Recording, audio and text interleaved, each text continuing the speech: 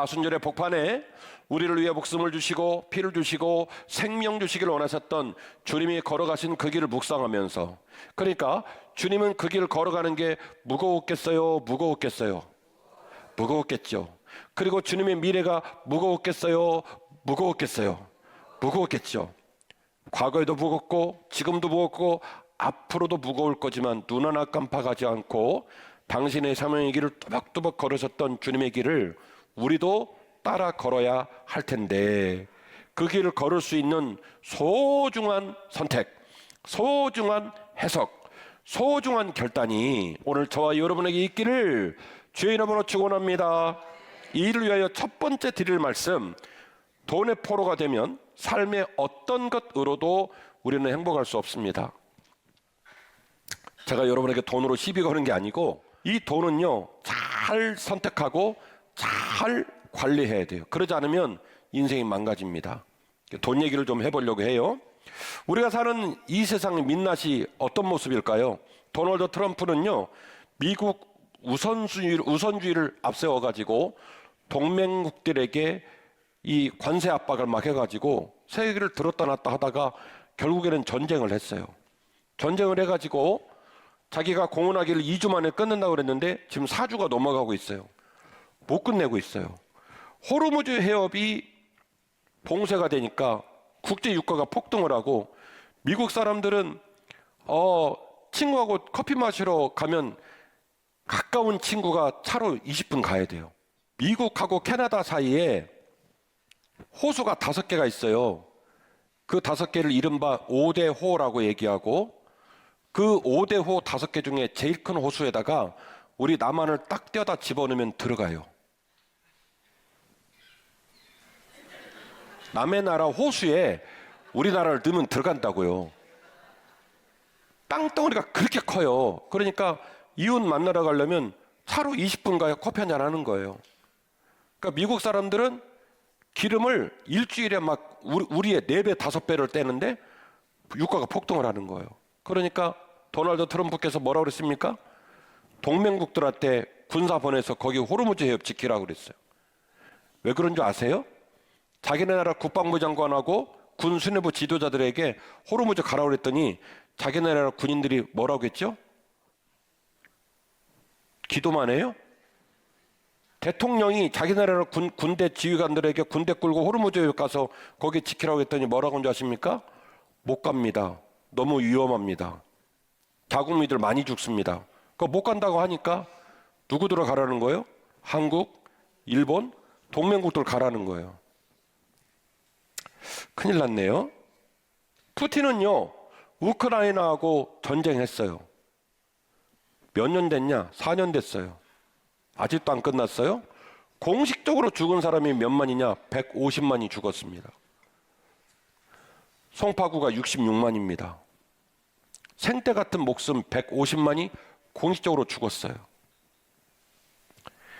시진핑은 경제력을 무기로 국제 질서를 재편하려고 합니다. 틈만 나면 대만하고 한판 붙겠다고 말하고, 그리고 어쩔 수 없이 미국하고도 한판 붙겠다고 얘기를 합니다. 정말로 못 살겠어요. 국제법은 어디 있을까? 국제 정의는 어디 있을까? 그래서 하버드 대학에서는 계속 정의가 무엇인가에 관한 개념을 균형하려고 세미나가 계속 열리고 있죠. 여러분, 국제법의 정의는 뭘까요? 법, 질서, 원리는 없고요. 국제법에서 말하는 정의는 뭡니까? 힘이 곧 정의다. 생각해보면 민망한 얘기 아닙니까? 그런데 힘이 있으면 그게 정의라는 거예요. 힘을 유발하는 원천은 뭡니까? 돈이에요. 돈. 그리고 우리도 이 세상에 이런 관성 속에서 살다가 오늘 예배를 드리러 왔습니다. 아침에 눈을 뜨면 제일 먼저 주식 시세를 확인하고요. 그리고 부동산 뉴스가 뜨면 뜰 때마다 가슴이 벌렁벌렁거려요. 싸지면 싸져서 사볼까 벌렁벌렁, 비싸지면 비싸져서 절망해서 벌렁벌렁, 벌렁벌렁 해요. 내 통장의 잔고가 제가 설교문을 완성하고도 참 민망한 일인데 내 통장의 잔고가 자존감의 온도계래요. 사람의 자존감은 그 사람의 정체성이거든요. 매우 중요한 생존의 힘인데 이 생존의 힘이 통장 잔고에 따라서 왔다 갔다 한대요. 통장 잔고가 이렇게 많으면 자존감이 올라가요. 전문 용어로 모가지에 힘이 들어가고 살만하고, 그죠? 통장의 잔고가 떨어지면 자존감이 떨어져 가지고 우울하고 속상하고 이런다는 거예요. 큰일 났네요. 돈의 분량에 따라 인생의 가치가 달라지고 돈의 분량에 따라 삶의 가치가 달라진다니 얼마나 참 불행한 이야기입니까? 오늘 본문의 말씀 디모데전서 6장 9절 말씀은 이렇게 기록하고 있습니다. 부하려 하는 자들은 시험과 올무와 여러 가지 어리석고 해로운 욕심에 떨어지나니 곧 사람으로 파멸과 멸망에 빠지게 하는 것이라. 돈을 사랑함이 일만하게 뿌리려 되나니 이것을 탐내는 자들은 미혹을 받아 믿음에서 떠나 많은 근심으로써 자기를 찔렀도다. 아멘. 여러분 물어볼게요. 돈에 관한 문제와 믿음에 관한 문제는 별개의 문제일까요? 같은 문제일까요? 아니, 솔직하게 말을 해요. 모범답안 말하지 말고 일부 예배는 솔직하더만. 돈에 관한 문제와 믿음에 관한 문제는 별개예요? 같은 문제예요?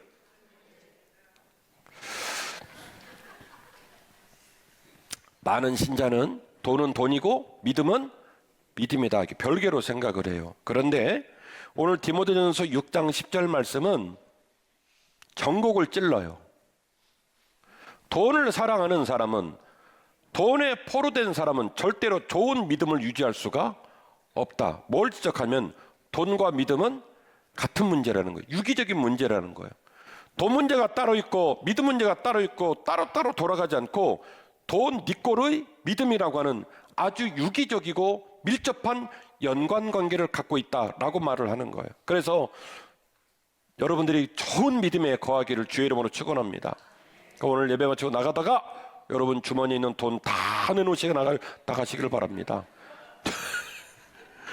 돈이 있으면 믿음이 떨어지니까 안 되는 거예요. 그러니까 나가다가 돈이라는 돈을 다 내놓고 롤렉스 시계 내놓고 옷걸이 내놓고 싹 내놓고 나가시기를 바랍니다. 아멘 안 하시잖아. 그 얘기가 아니에요. 잘 들어보세요. 돈은요 중립적인 겁니다. 그래서 돈이라고 하는 걸 놓고 돈을 죄라고 말하는 목사님은 뭔가 포인트를 잘못 잡은 거예요. 돈은요 중립적인 거. 그런데 이 돈을 쓰는 사람이 돈에 관한 주도권을 가지면 이 돈이 따뜻해지고 위대해지고 이 돈이 선해집니다. 그리고 돈을 쓰는 사람이 돈의 포로가 되면 이 돈이 차져요. 냉혹한 잔인한 돈이 돼요. 부정적인 돈이 돼요. 사람들에게 눈물을 나게 해요. 이 돈이 많은 사람에게 슬픔을 줘요.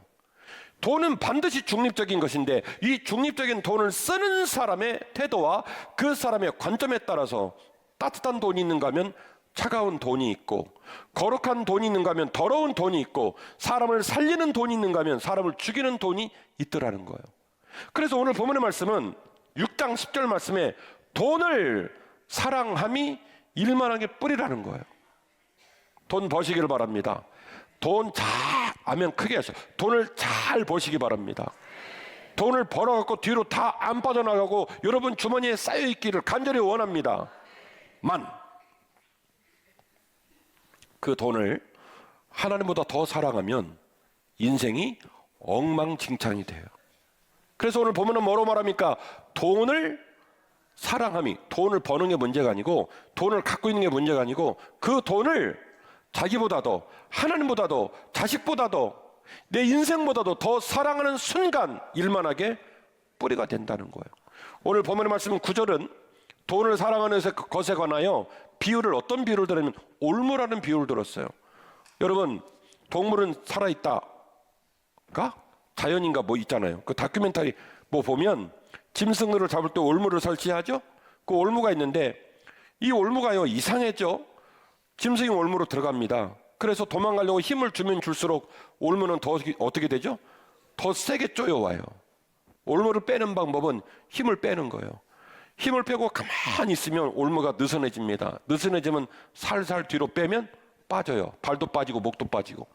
그런데 올무에 들어간 짐승은 죽을까봐 살으려고 팍 나가려고 그래요.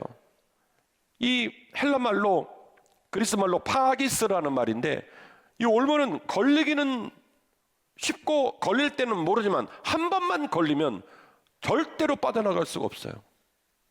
오늘 본문의 말씀은 이렇게 말합니다. 부활에 아는 자, 시험과 올무의 여러 가지의 어리석고 해로운 욕심에 빠지고 떨어지게 되나니 이 올무에 들어간 자는 절대로 빠져나올 수가 없다는 거예요.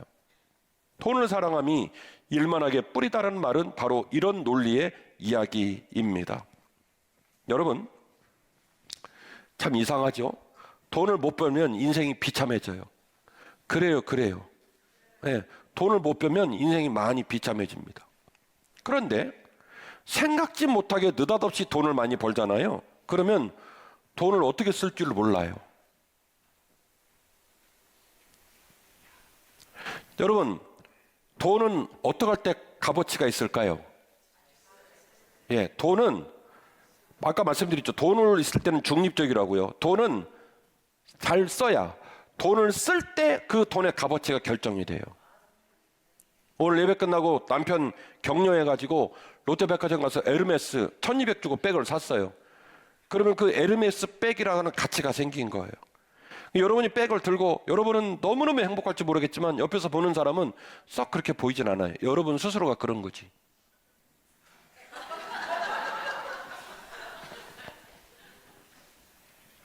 돈은요, 돈을 쓸 때 가치가 정해져요.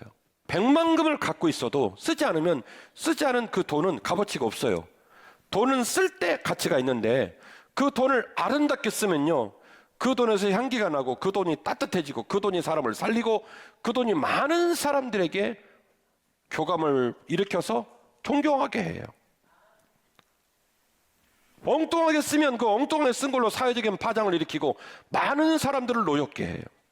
희한하죠? 그래서 느닷없이 생긴 돈은 그 느닷없이 생긴 돈 때문에 그 돈을 어떻게 쓸 줄 몰라서 아예 돈을 못 쓰거나 혹은 잘못 쓰고 엉뚱하게 써가지고 본인도 망가지고 다른 사람 모두를 슬퍼가는 경우도 많더라는 거죠. 가슴 아픈 건 돈이 별로 없는 사람이 돈을 너무너무 아름답게 쓰는 경우를 너무나 많이 봤어요. 이번 주에는 공사가 마쳐지면서 우리 김성종 집사님이 일주일 동안 많이 교회를 돌봤어요. 금요일 날은 얼추 그걸 다 맞춰가면서 이런 얘기를 하는 거예요. 김성종 집사님하고 이태백 집사님 둘이 열심히 고생을 많이 했거든요. 목사님들 고생하시는데 제가 밥 한 번 사야 되는데 밥 못 사서 죄송해요. 오늘은 제가 살게요. 그래가지고 할머니 쌈밥을 샀어요. 6.25 동란 이후에 그렇게 맛있는 쌈밥은 저는 처음이었어. 그냥 먼지를 잔뜩 뒤집어 쓴 집사님이 하루 종일 열심히 하고 그 귀한 자신의 물질을 내어서 목회자들을 섬기고 같이 밥을 먹는데 분위기가 얼마나 화기애애했는지. 살면서 저는 그렇게 멋지고 아름답게 돈을 쓰는 사람들을 자주 봅니다. 돈은요, 하나님 아버지 앞에서 하나님 아버지를 사랑하고 그분의 은혜를 쫓아 살겠다고 선택하고 나면 돈이 우리를 종 만들지 않고 돈이 우리의 종이 되고 우리의 도구가 되어서 우리의 삶의 가치와 소망과 뜻을 따라 아름답게 사용되어지니 그 돈이 따뜻해지고 그 돈이 위대해지고 그 돈이 사람에게 기쁨과 생명을 주더라는 것이죠. 그 많은 돈 때문에 인품이 깨지고 삶의 방향성이 무너지고 대인관계가 파괴되면서 고립되고 누구도 공감하지 못하는 아주 이상한 사람이 되는 경우를 우리가 종종 본단 말입니다. 돈 자체가 문제가 아니라 그 돈을 쓰는 사람의 태도, 그 돈을 어떻게 핸들링하는지, 그 돈이 주인인지 아니면 그 돈의 주인이 나인지를 분별하는 사람의 관점에 따라서 돈의 가치가 달라지더라는 것이죠. 본문의 말씀 10절은 돈을 사랑함이 문제라고 얘기를 했습니다. 돈 자체가 문제라고 말한 게 아닙니다. 돈 자체는 중립적이라 악이 아니지만 모든 가치를 함몰당하고 오직 돈만 사랑하면 그 돈만 사랑하는 모습 때문에 일만하게 뿌리가 되어 이 돈의 이 주인공이 되지 못하고 종이 되어 자신도 망가지고 남도 망가지게 하는 어려운 길을 걸어가게 되더라는 것이죠. 그러므로 여러분에게 선포합니다. 삶의 가치에 눈 뜨면 비로소 나를 잃지 않는 삶을 사실 수 있을 겁니다. 6장 6절입니다. 그러나 자족하는 마음이 있으면 경건은 큰 이익이 되느니라. 이 자족이란 말을 헬라말로 아우타르케이아라고 읽는데 오늘 본문에 아우타르케이아를 썼어요. 이 아우타르케이아는 스토아 철학에서 나온 이 유명한 단어인데 뭐냐면 외부 환경의 변화에 의존하지 않고 내 마음의 평정심을 유지하는 그런 편안한 상태를 아우타르케이아라고 얘기를 합니다. 이 단어를 쓰니까 철학적인 이 단어가 활용이 됐으니까 마치 사도 바울이 말한 말이 스토아 철학에 말한 것처럼 내가 어떤 참선과 도를 가지고 뛰어난 학문을 가지고 내 감정과 마음을 잘 관리해서 내 주변에서 어떤 일이 벌어진다 할지라도 나는 평정심을 유지합니다. 이 말일 것 같은데 아니에요. 비록 헬란말로 자족이란 말을 선용하긴 했지만 사도 바울의 주장을 보니 사도 바울이 썼던 자족이라는 단어는 헬란말 스토아 철학의 이 아우타르케리아라는 단어를 뛰어넘은 더 고결한 자족의 의미를 말하고 있다는 걸 깨닫게 됩니다. 다른 본문입니다. 빌립보서 4장 11절. 나는 비천에 처할 줄도 알고 풍부에 처할 줄도 알아 모든 형편에 자족하기를 배웠노니 배부름과 배고픔과 풍부와 궁핍에 처할 줄도 아는 일체의 비결을 배웠노라. 할렐루야. 형제들아, 나는 때로는 부유했고 때로는 가난했고 때로는 자유했고 때로는 옥에 갇히기도 하고 때로는 건강하기도 하고 때로는 병약하기도 했지만 나는 이제는 내 삶의 모든 변화 속에서도 여전히 자족하고 감사하는 비결을 배웠다. 왠지 아니냐?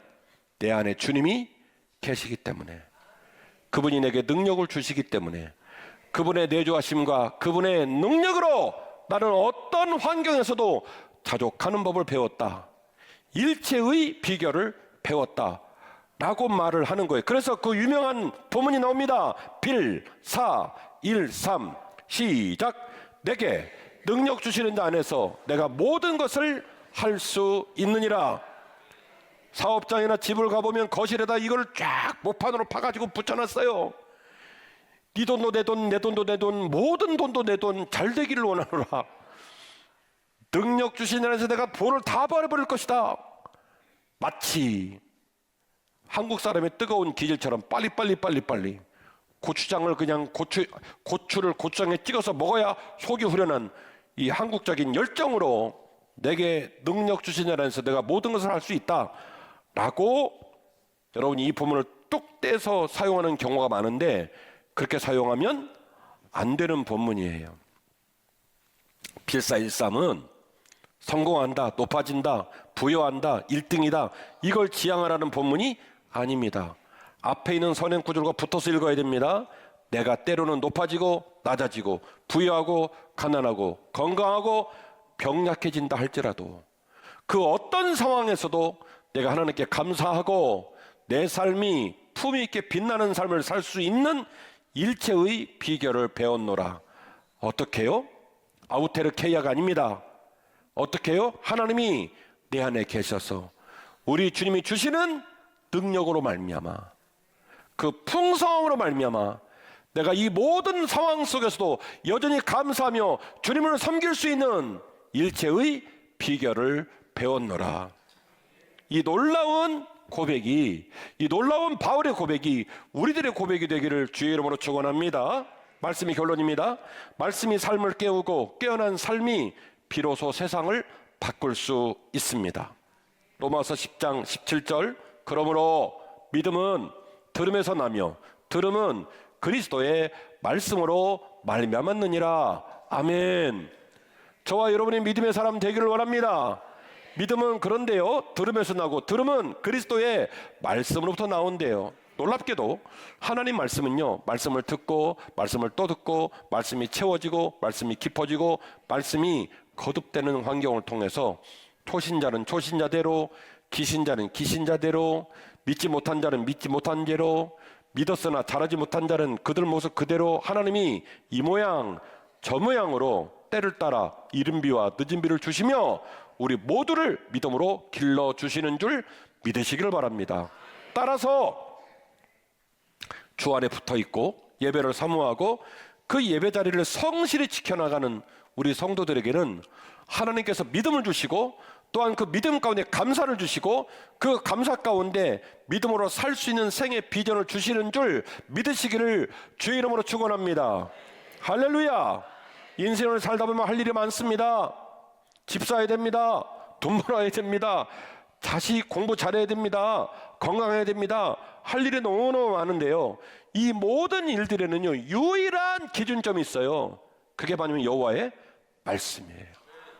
그 말씀이 라음을 내고 그 말씀으로부터 많은 일들이 시작이 되는 거예요. 그러니 여러분 그 말씀드린 일에 최선을 다하시기를 주의 이름으로 축원합니다.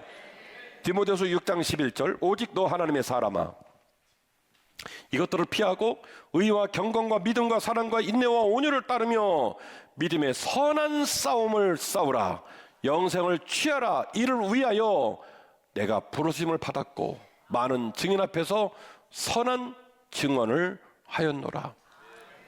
이 본문에 너 하나님의 사람이라는 표현이 굉장히 중요한 표현인데, 너 하나님의 사람아라는 표현은 구약 성경을 보니 모세, 엘리야, 하나님의 대언자들에게 쓸 때 쓰는 표현이에요. 너 하나님의 사람아. 너의 나이 연소함을 업신여기지 않도록 주의하여 목회하라 말할 정도로 디모데는 아직은 젊은 목회자였습니다. 이런 젊은 목회자에게 바울은 어찌하여 너 하나님의 사람아라는 그런 단어를 특정을 했을까요?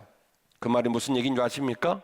아직은 어르고 아직은 서툴고 아직은 온전하지 못하지만 당신이 하나님께서 대언자로 들어 쓰신 사람이란 정체성을 잊으면 안 된다.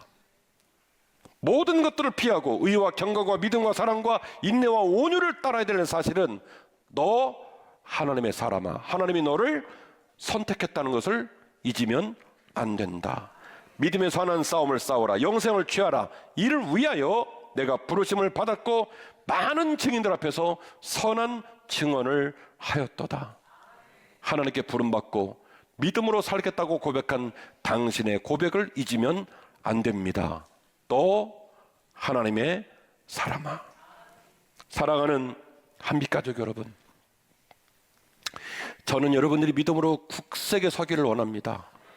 주님과 함께 동행하면서 돈에 종되지 마시고 돈의 주인 되시고 건강하시기를 바라고, 아파서 고난당하면 그 고난의 강을 잘 건너서 푸른 초장 쉴만한 물가에 다다르기를 바라고, 비록 자녀가 비록 속을 썩이지만 언젠가 하나님이 그 스위치를 온 시키셔서 아빠 엄마를 깜짝 놀라게 하고 참기를 잘했다 하는 날이 올 줄 믿으시기를 바랍니다.